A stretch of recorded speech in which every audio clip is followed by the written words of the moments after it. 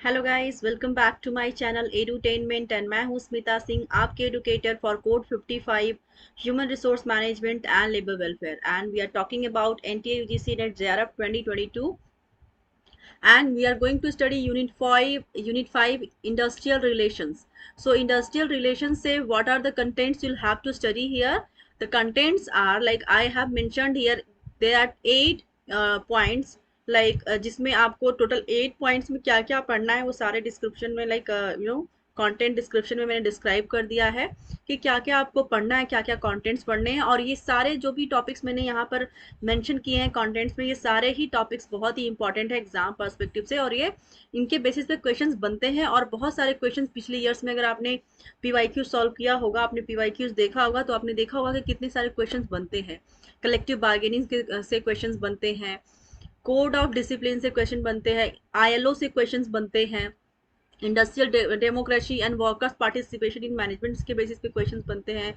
क्या मशीनरीज होती हैं इंडस्ट्रियल रिलेशंस में, कौन क्या क्या मशीनरीज यूज होती हैं, इन पे भी बात करेंगे, इन पे भी क्वेश्चंस बनते हैं। इंडस्ट्रियल डिस्प्यूट के बारे में भी आपने सुना होगा, इंडस्ट्रियल डिस्प्यूट से भी क्वेश्चंस बनते हैं। तो ये सारे ही टॉपिक, जितने भी सारे कंटेंट्स मैंने मेंशन किया है आपके स्क्रीन पर, ये सारे ही टॉपिक्स बहुत बहुत बहुत ज़्यादा इंपॉर्टेंट है एग्जाम पर्सपेक्टिव से। तो इन कंटेंट्स को आप छोड़िएगा नहीं, आप मेरे साथ यूनिट 5 पढ़ रहे हैं। और यूनिट 5 में इससे पहले भी मैंने यूनिट 1 to 4 कंप्लीट कराया है अपने इस चैनल पर, स्मिता सिंह एंटरटेनमेंट पे ही। एंड अगर आपने अभी तक नहीं देखा होगा उन सेशंस को, नहीं देखा है उन सेशंस को, तो आप देख सकते हैं जा करके। अगर आपको कहीं भी किसी भी तरह का लैक नज़र आता है टीचिंग स्टाइल में, कंटेंट स्टाइल में, किसी भी तरह का, if you find any of the lack in the content or style of teaching, you can do let me know, I'll work on that for sure. Right. So chapter 1 से हमने जो हमारा first session था, वो था industrial relation के concept and definitions पे। So concept and definitions में ढेर सारे ऑथर्स हैं जिन्होंने अपने अपने थॉट्स, अपने अपने डेफिनेशंस एंड कॉन्सेप्ट दिए हैं। तो ये मैंने लास्ट सेशन में डिस्कस किया हुआ है। अगर आपने नहीं देखा है इस सेशन को तो आप देख सकते हैं जा करके। राइट, इन सेशंस को आपको देखना है।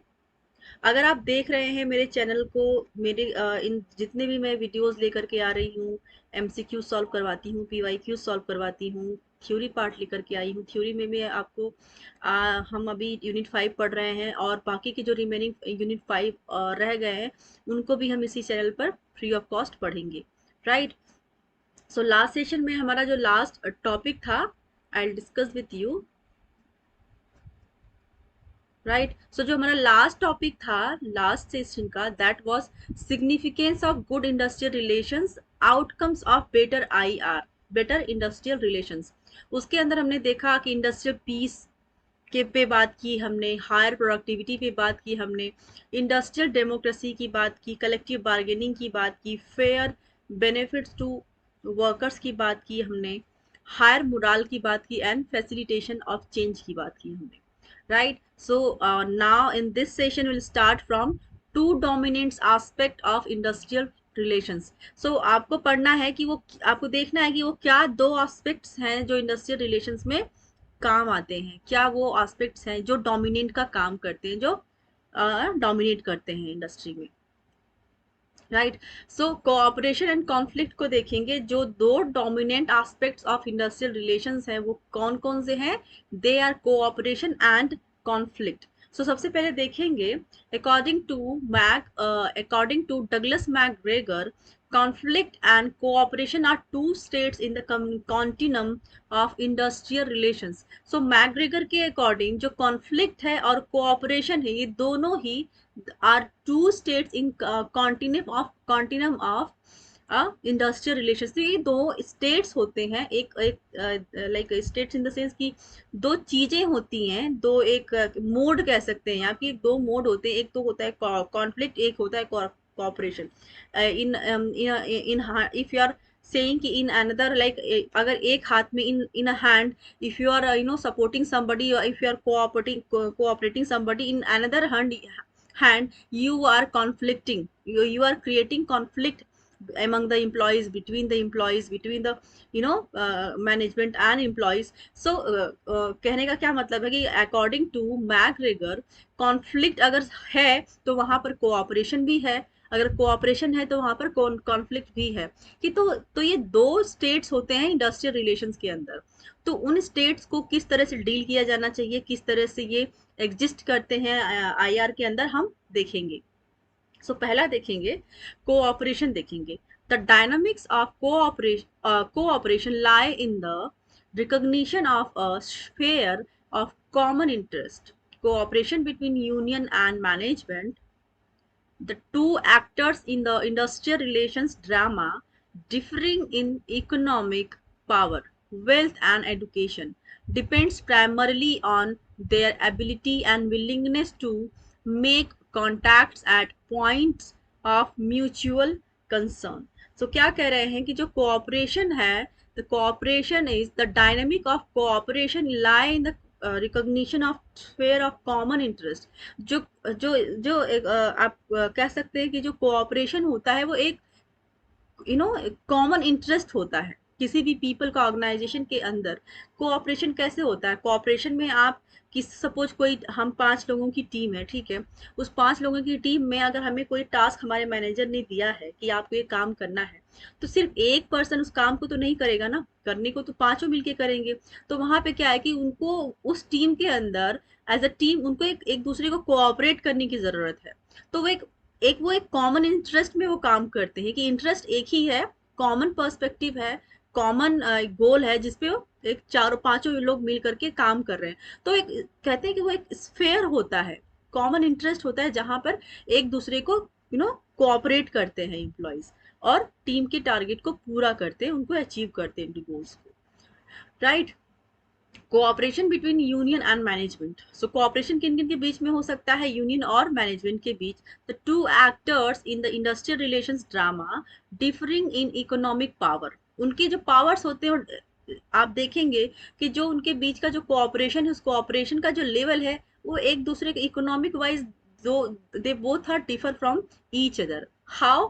Wealth and education depends primarily on their ability and willingness to make contacts at point of mutual concerns, right? So उनके पावर में डिफरेंस होता है, उनके वेल्थ में, उनके एजुकेशन में डिफरेंस होता है, बट क्या होता है कॉमन? क्या होता है कॉमन? ये होता है कि उनको इन द एंड जो गोल है वो गोल को अचीव करना है ताकि दोनों ही बेनिफिटेड हो पाए उस चीज से, राइट। सो वहां पर क्या होता है, वहां पर एक म्यूचुअल फिर कंसर्न होता है कि ठीक है, हमें इस पॉइंट पर हम पहुंचे हैं, और इस पॉइंट को, इस चीज को पकड़ करके हम, हमारा जो मेन मोटो है कि हमें सक्सेस पानी है जिससे कि हम दोनों ही बेनिफिटेड हो पाए इस पर्टिकुलर काम में। तो उसमें क्या होता है कि वो उनके उनके लाइक उनका उनका पावर, उनका एजुकेशन, उनका उनका इकोनॉमी भले ही डिफर करे एक दूसरे से, लेकिन जो एक म्यूचुअल कंसर्न के साथ एकजुट होकर के काम कर रहे हैं, उसमें उनका जो गोल होता है वो कॉमन होता है।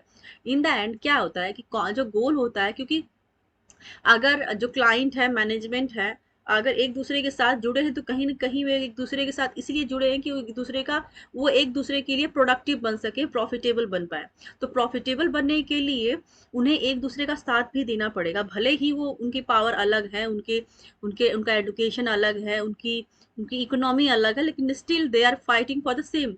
they are they have come together to achieve one thing, that is productivity, that is wealth, that is economy, right? So this is how we deal with the cooperation. Second देखेंगे conflict. Conflict में क्या देखने को मिलता है आपको? Generally some degree of conflict between the management and the union is taken to be inevitable. Conflict is essential to survival of both union and management, and is not always bad and has certain constructive aspects also, but a recurring conflict needs to be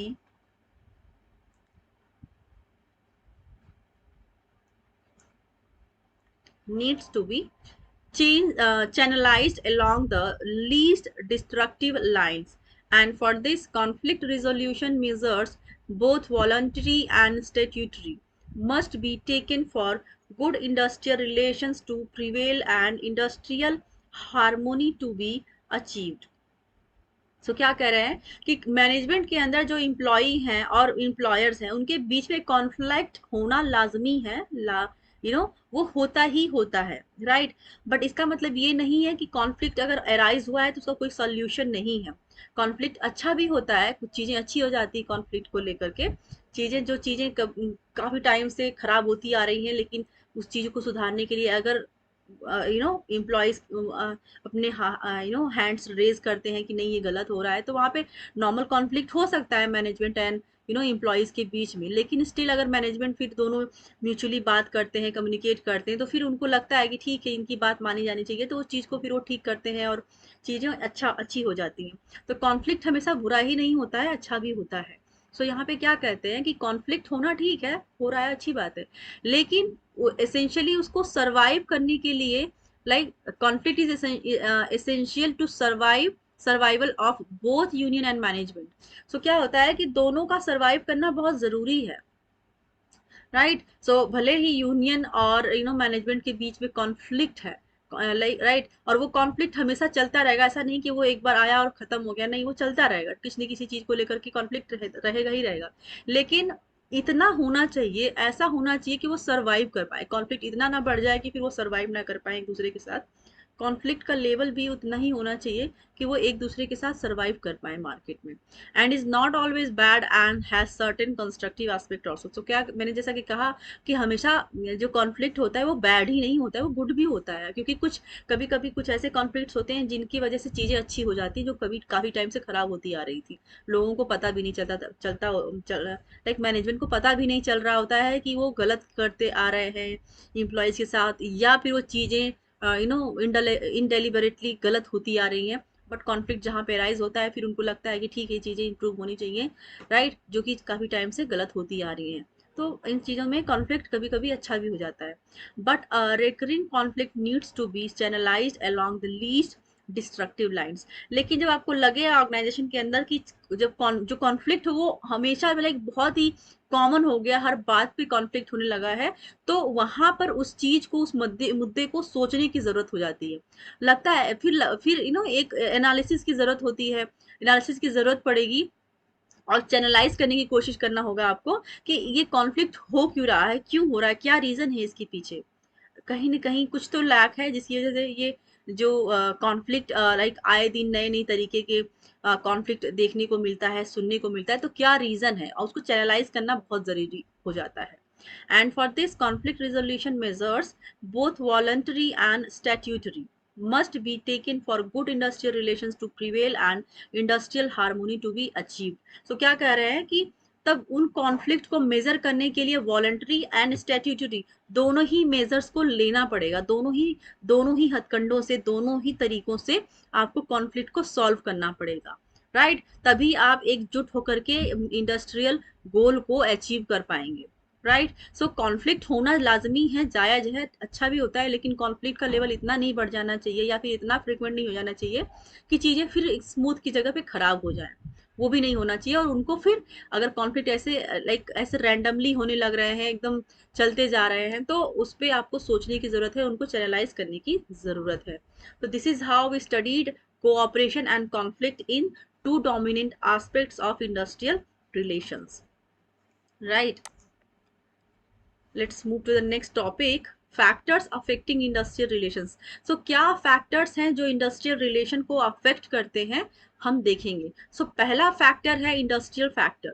industrial factor किस तरह से industry को, IR को affect करता है, आपको जानना है। So first of all we'll study here, these include items like state policy, labor laws, voluntary codes, collective bargaining agreements, labour union, employers, organisations, federation etcetera. So क्या कह रहे हैं कि जो इंडस्ट्रियल फैक्टर्स होते हैं जो कि अफेक्ट करते हैं इंडस्ट्रियल रिलेशन को, वो किन फॉर्म में अफेक्ट करते हैं, वो फॉर्म होते हैं, स्टेट की पॉलिसी होती है, जो गवर्नमेंट की जो स्टेट गवर्नमेंट की पॉलिसीज होती हैं, उनकी वजह से भी जो इंडस्ट्रियल फैक्टर्स हैं वो अफेक्टेड होते हैं। लेबर लॉज के कारण भी अफेक्ट होती हैं IR, राइट, वॉलेंट्री कोड्स की वजह से होते हैं, कलेक्टिव बार्गेनिंग एग्रीमेंट्स के बेसिस पे भी आप देखने को मिलेगा कि अफेक्ट करता है इंडस्ट्रियल रिलेशंस को, राइट, कुछ ये फैक्टर्स अफेक्ट करते हैं। लेबर यूनियंस को भी करते हैं, employers organisation and federation etcetera, ये सारे ही फैक्टर्स जो आप देख रहे हैं आपके सामने, ये इंडस्ट्रियल रिलेशन में एक कहते हैं कि अफेक्टिंग फैक्टर्स होते हैं ये। दूसरा देखेंगे इकोनॉमिक फैक्टर्स, आप लाइक ये स्टेट पॉलिसी किस तरह से अफेक्ट करती है आईआर को, लेबर लॉस कैसे करते हैं, voluntary codes, collective bargaining agreements, labour unions, employers organisation, ये किन तरह से आईआर को अफेक्ट करते हैं इंडस्ट्री के अंदर, ये हम आगे और एक्सपैंड करके पढ़ेंगे। बट फिलहाल में आपको ये जानना है कि क्या क्या चीजें हैं जो इंडस्ट्री को अफेक्ट करती हैं, क्या क्या फैक्टर्स हैं। तो factors are these in front of you. Second देखेंगे इकोनॉमिक फैक्टर्स क्या होते हैं। These include economic organisation, socialist, communist, capitalist, type of ownership, individual company, whether domestic or MNC, government, cooperative, ownership, nature and composition of workforce, the source of labor supply, labor market relative status, disparity of wage between groups, level of unemployment, economic cycle, the global economic changes and impact of World Trade Organization WTO। So economic factors क्या है और किन किन रूपों में आपको देखने को मिलता है। They are these include economic organisations, जैसे सोशलिस्ट हो गया, कम्युनिस्ट हो गया, कैपिटलिस्ट हो गया, type of ownership, individual company, whether domestic और MNC, government, cooperative, ownership, nature and composition of workforce, the source of labor supply, labor market relative status, disparity of wage between group, right. So जो disparity आपको देखने को मिलता है between the group की, इस group के लिए अच्छा पैकेज दे रहे हैं, इस ग्रुप के लिए बुरा पैकेज दे रहे हैं, किसी को अच्छी फैसिलिटीज प्रोवाइड कर रहे हैं सेम जॉब के लिए, किसी को फैसिलिटीज ही नहीं प्रोवाइड कर रहे हैं सेम जॉब के लिए। तो ये इकोनॉमिक फैक्टर्स होते हैं जो कि लेवल में फिर वेरिएशन हो जाता है और डिससेटिस्फैक्शन का कारण बन जाता है। लेवल ऑफ अनएम्प्लॉयमेंट जब बढ़ जाता है, इकोनॉमिक साइकिल चेंज होने लगती है, कभी अच्छा चल रहा है, कभी बिल्कुल एकदम डाउन चलने लग रहा है, तो ये भी एक इकोनॉमिक फैक्टर्स है जो कि आईआर को अफेक्ट करते हैं। The global economic changes, globally आपने देखा होगा कि मार्केट आज, शेयर मार्केट की अगर आपने बात सुना होगा तो शेयर मार्केट आज बहुत अच्छा चल रहा है, हाई पे है, बूम पे है, और कभी कभी देखेंगे कि शेयर मार्केट एकदम गिरा हुआ है। तो ये भी रीजंस होते हैं इंडस्ट्रियल रिलेशंस को यू नो ये भी एक रीजन होते हैं अफेक्ट करने के इंडस्ट्रियल रिलेशन को, right. And world trade organisation WTO, जैसे वर्ल्ड ट्रेड ऑर्गेनाइजेशन की अगर बात कर रहे हैं तो वर्ल्ड लेवल की बात हो रही है जहाँ पे वर्ल्ड ट्रेड ऑर्गेनाइजेशन की बात की जा रही है। तो इकोनॉमिक फैक्टर्स मैटर करते हैं जब मार्केट अप एंड डाउन होता है, अनएम्प्लॉयमेंट बढ़ जाता है, लोगों की अर्निंग कम हो जाती है, राइट। सो यहाँ इन फैक्टर्स में, इन चीज़ों में आपको देखने को मिलेगा कि ये चीज़ें भी इंडस्ट्रियल रिलेशंस को अफेक्ट करती हैं, राइट। सो पहला हमने देखा इंडस्ट्रियल फैक्टर्स, दूसरा देखा इकोनॉमिक फैक्टर्स, थर्ड देखेंगे सोशल फैक्टर्स। वो क्या सोशल फैक्टर्स हैं जो आईआर को अफेक्ट करते हैं, हम देखेंगे। Social factors like social group, social factors क्या होते हैं, लाइक सोशल ग्रुप, जो सामाजिक जो ग्रुप होते हैं, लाइक कास्ट सिस्टम और जॉइंट फैमिली सिस्टम, ठीक है। तो वो ग्रुप क्या होता है, कास्ट सिस्टम आपने सुना होगा कि इस कास्ट में के लोगों को ये फैसिलिटीज देनी चाहिए, इस कास्ट को नहीं, किसी को आरक्षण मिल रहा है, किसी को नहीं मिल रहा है, किसी को कुछ भी नहीं मिल रहा है, किसी को मिले जा रहा है। तो ये चीजें भी अफेक्ट करती हैं सामाजिक तौर पर, राइट। कास्ट सिस्टम जहाँ पर है कि कुछ लोग दबे कुचले हैं, डाउन ट्रोडन लोग हैं, जिनको कुछ मिल ही नहीं पाता, इसलिए गवर्नमेंट नई पॉलिसीज लेके आती है कि उनको आरक्षण दिया गया। लेकिन कुछ चीजें होती हैं कि उसमें आप जानते होंगे कि हर चीज के प्रॉस एंड कॉन्स होते हैं, कि लाइक गवर्नमेंट पॉलिसीज बनाती हैं लेकिन उसमें भी लोग कुछ लूफोल निकाल के उसका मिसयूज करते हैं। तो ये चीजें हैं मार्केट में, समाज में एग्जिस्ट करती हैं, जिनसे कि जहाँ पे आप किसी गरीब को फायदा हो सकता है, वहां पर अमीर लोग भी फायदा उठाने की कोशिश करते हैं, right। So creed, social values, norms, social status, etc. influence industrial relations in the early stage of industrialization. They give rise to relationship as master and servant, have and have nots, high caste and low caste, etc. But with the acceleration of industrialization, these factors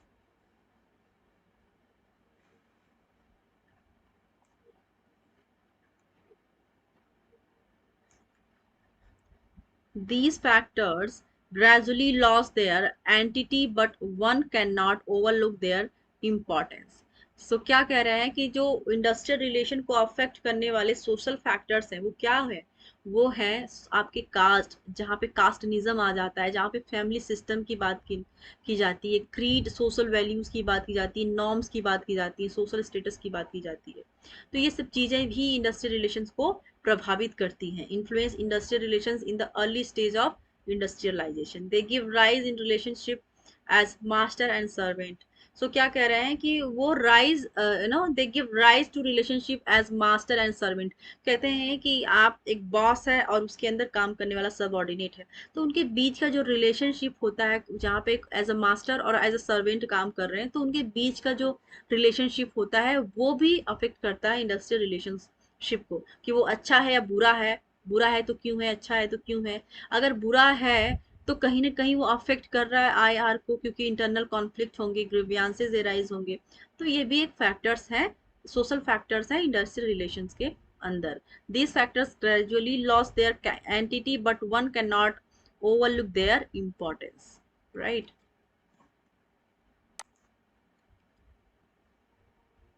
चौथा देखेंगे technical factors.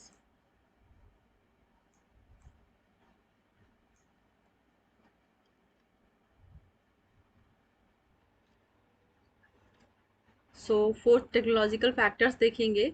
These include methods, type of technology used, rate of technological change, research and development (R&D) activities, ability to cope up with emerging trends, etc.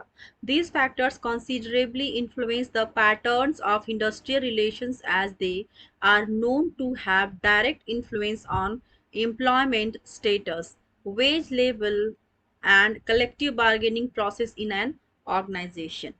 सो क्या कह रहे हैं, technological factors क्या होते हैं research and development के अंदर, जो कि इंडस्ट्रियल रिलेशन को अफेक्ट करते हैं। वो किस तरह से टेक्नोलॉजिकल फैक्टर्स किस तरह से आईआर को अफेक्ट करते हैं, आपने यहाँ पर देखा। These include methods, type of technology use, किस तरह की टेक्नोलॉजी यूज की जा रही है ऑर्गेनाइजेशन के अंदर, वो भी अफेक्ट करते हैं। देखिए आपने देखा होगा कि पहले के ज़माने में जो चीज़ें मैनुअल हुआ करती थी, अब उन चीज़ों को करने के लिए मशीनरीज आ गई हैं। जो चीज़ें बहुत टाइम लेती थी करने में, क्योंकि मैनुअल प्रोसेस हुआ करता था, अब वही चीज़ें बहुत ही आसानी से, ईजी तरीके से और कम टाइम में वो कर दी जाती हैं, क्योंकि टेक्नोलॉजी का यूज़ कर रहे हैं, राइट। मशीनरीज आ गई है, नई नई टेक्नोलॉजीज आ गई हैं, न्यू टेक्नोलॉजीज के थ्रू नई नई मशीनरीज आ गई हैं, जिनसे काम में आपके बहुत आसानी हो गई है। तो वो इंडस्ट्रियल रिलेशंस को ऑब्वियस सी बात है अफेक्ट करते हैं, राइट। वो इजी बनाते हैं, काम को और इजी करते हैं, right. Rate of technological change, R&D, research and development activities, ability to cope up with emerging trends. So क्या होता है कि जो टेक्नोलॉजिकल फैक्टर्स हैं उनके अंदर वो एबिलिटी होती है कि वो कोप अप कर सके, उनके साथ मिलजुल करके उनको एक कोप अप मतलब कि एक तरह से सपोर्ट कर पाए उनको, ठीक है, उनका साथ दे पाए इमर्जिंग ट्रेंड्स के अंदर। जो नई नई चीजें आ रही हैं, जमाना बदल रहा है, दौर बदल रहा है, लोग बदल रहे हैं, चीजें बदल रही हैं, तो उनके साथ एक जो टेक्नोलॉजिकल फैक्टर्स हैं वो कोप अप करते हैं, right. These factors considerably influence the patterns of industrial relations, as they are known to have direct influence on employment status, wage level, and collective bargaining process in an organization. So जहाँ पे machineries का use होने लगा, देखिए employment कम हो गया है, लोगों की जॉब खत्म हो चुकी है। जो चीजें लाइक ऐसा नहीं है कि मशीनरीज आ गई हैं तो लोगों की जॉब खत्म हो गई है, बिल्कुल खत्म हो गई है, क्योंकि उन मशीनरीज को ऑपरेट करने के लिए भी लोग चाहिए होते हैं, लेकिन जो रेशियो है वो कम हो गया है। जो चीज आप सोचिए कि जो चीज मैनुअल हुआ करती थी, तो मैनुअल काम करने में जहाँ पे 100 लोगों की जरूरत है हुआ करती थी, अब वही चीज अगर आप मशीनरी का यूज करके करने लगे हैं, तो उस मशीनरी को ऑपरेट करने के लिए कितने लोगों की जरूरत पड़ेगी। अगर ऑल्टरनेटिवली भी किसी पर्सन की जरूरत पड़े, तो ऑल्टरनेटिवली भी 5 या 10 लोग चाहिए होंगे किसी पर्टिकुलर मशीन को चलाने के लिए, क्योंकि अगर 24/7 वर्क करना है, ऑर्गेनाइजेशन वर्किंग है, तो वहां पर क्या होगा कि जो एम्प्लॉयमेंट होगा वो कम हो जाएगा।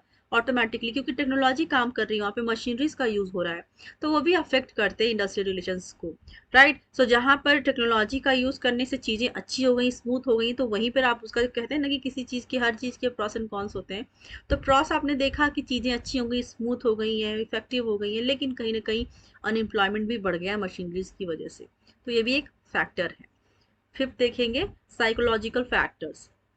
साइकोलॉजिकल फैक्टर्स क्या होते हैं under industrial relations? Such factors include item pertaining to industrial relations like owners attitude. जो साइकोलॉजिकल फैक्टर्स क्या देखा होगा आपने कि जो ओनर के अंदर क्या एटीट्यूड होता है कि अरे ये तो मैं रन कर रहा हूँ, तो एटीट्यूड का भी जो कहते हैं ना, ये साइकोलॉजिकल फैक्टर्स होते हैं।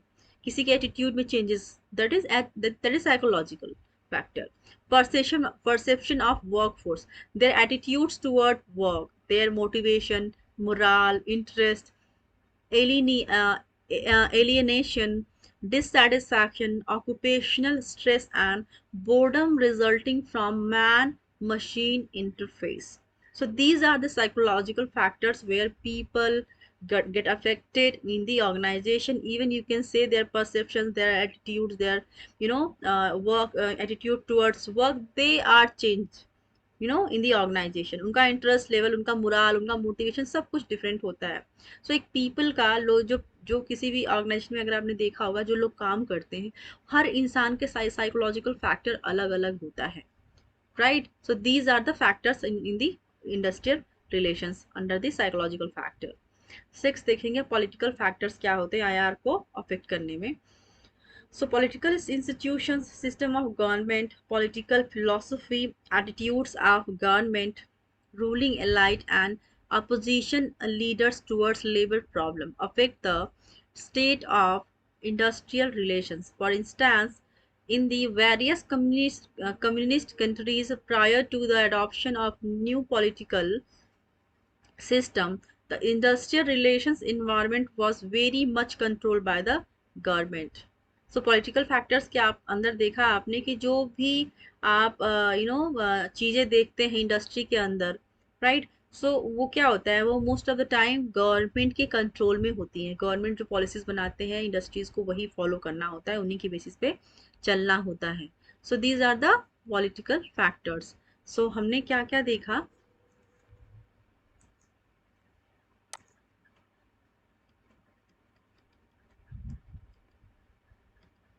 फैक्टर्स अफेक्टिंग इंडस्ट्रियल रिलेशंस के अंदर हमने देखा इंडस्ट्रियल फैक्टर्स जो अफेक्ट करते हैं इंडस्ट्रियल रिलेशंस को, इकोनॉमिक फैक्टर्स देखा हमने, सोशल फैक्टर्स देखा, टेक्नोलॉजिकल फैक्टर्स देखा, साइकोलॉजिकल फैक्टर्स देखा एंड पॉलिटिकल फैक्टर्स हमने देखा, राइट। नेक्स्ट सेशन में हम बात करेंगे थ्योरीज ऑफ इंडस्ट्रियल रिलेशंस की, जिसके अंदर हम बात करेंगे यूनिटरी अप्रोच की, प्लूरलिस्ट अप्रोच की and classical approach, Marxist model, radical approach की बात करेंगे।